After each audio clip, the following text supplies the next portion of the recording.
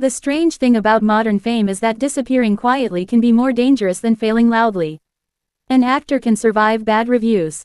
They can survive one cancelled series. Sometimes they can even survive years of weak ratings. But disappearing from public visibility, that changes everything. Because today, attention moves too fast. And while audiences think they choose what to watch, algorithms often choose for them.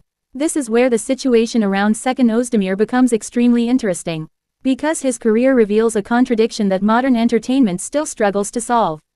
How do you remain respected without becoming invisible? At the beginning, privacy looked like strength. And honestly, in many ways, it was. While other actors constantly flooded social media with relationships, vacations, daily routines, and endless self-exposure, Seçkin Özdemir stayed distant, controlled, measured, selective. That immediately created a different image. More serious, more composed, more professional. And for a while, that worked. Because audiences were tired of noise. They saw mystery as elegance, silence as confidence, distance as charisma. But things didn't stay that simple. Because the entertainment industry itself changed. Quietly, and faster than many actors realized. Years ago, actors mainly competed through television. Primetime slots, ratings, magazine interviews, big productions. That system still exists, but it is no longer the center of visibility. Now visibility is fragmented across hundreds of small digital moments.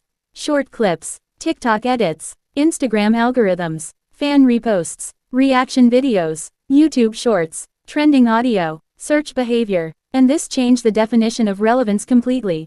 What most people don't notice is that modern fame no longer depends only on how many people know you. It depends on how often people encounter you. That difference is massive, because audiences forget faster than ever now. Not emotionally, algorithmically. And algorithms reward repetition, constant signals, continuous engagement, frequent circulation, which creates a brutal reality. Silence becomes disadvantage, not because silence lacks dignity, but because platforms interpret silence as low engagement value. And this is where things became complicated for Seçkin Özdemir. Because his image remained respected, while his digital presence became increasingly intermittent. Strong during projects, quiet afterward, visible temporarily, then absent again. At first glance, that may not seem dangerous. But the entertainment economy today runs on momentum loops. A clip circulates, fans react, algorithms amplify, new viewers discover the actor. More edits appear, media attention increases, search volume rises, then streaming platforms start recommending related content. One signal creates another. Visibility becomes self-reinforcing, but that system only works when enough signals exist. And this is where excessive privacy can slowly begin limiting reach. Not because audiences reject the actor, but because discovery weakens. And discovery is everything in modern entertainment. Years ago, viewers actively searched for actors. Today actors are passively delivered to viewers. That difference changes careers. Soon another issue appeared. Fan culture itself evolved. Modern fandom is no longer passive admiration. It is production. Fans create ecosystems now. Edits, memes, reaction threads, romantic compilations, scene breakdowns, psychological analysis, emotional montages. The fandom becomes a second marketing machine. Sometimes stronger than official promotion itself. But fandom needs material. It needs visibility fuel. And highly private actors unintentionally reduce that fuel supply. Because there are fewer interviews. Fewer behind-the-scenes moments. Fewer viral interactions. Fewer emotionally shareable clips outside the series itself. This weakens circulation velocity. And velocity determines discoverability. But the real problem wasn't simply privacy. It was imbalance. Because privacy alone does not destroy careers. Many major actors remain private. The difference is calibration. Some actors maintain privacy, while still feeding the visibility system strategically. And that distinction matters enormously.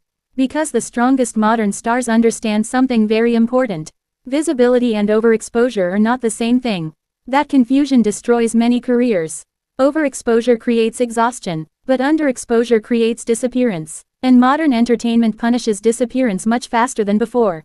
Especially internationally. This becomes even more important when discussing global expansion. Because new markets do not have historical attachment yet. A Turkish audience may already recognize Seçkin Özdemir. But audiences in Brazil, Latin America, Europe, or newer streaming regions, often encounter him for the first time through digital fragments.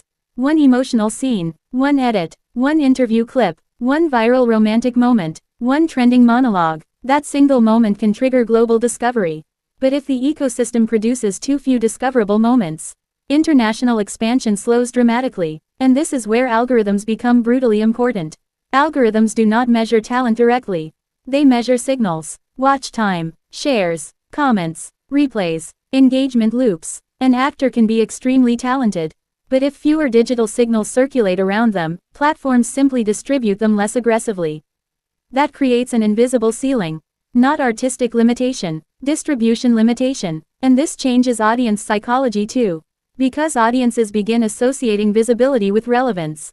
Not consciously, subconsciously. If someone constantly appears in feeds, clips, recommendations, discussions, and edits, their perceived importance increases automatically, even before audiences fully evaluate talent. Meanwhile, actors with quieter ecosystems slowly lose ambient visibility. Not dramatic disappearance, gradual fading. And gradual fading is harder to detect than sudden decline. Because everything still appears stable on the surface. The actor still works, still appears occasionally, still maintains respect, but momentum weakens underneath, quietly. And this is why the conversation around Seçkin Özdemir's privacy becomes strategically interesting. Because his situation is not really about secrecy. It is about discoverability mechanics in the digital age. At the beginning of streaming culture, privacy still carried mystery value. Now constant circulation dominates the system much more aggressively, especially among younger audiences. And younger audiences often discover actors backward now.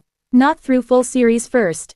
Through clips first, then edits, then algorithms, then fandom communities. Only afterward did they watch projects. This completely reversed entertainment discovery behavior. And actors who adapt to this system expand faster globally.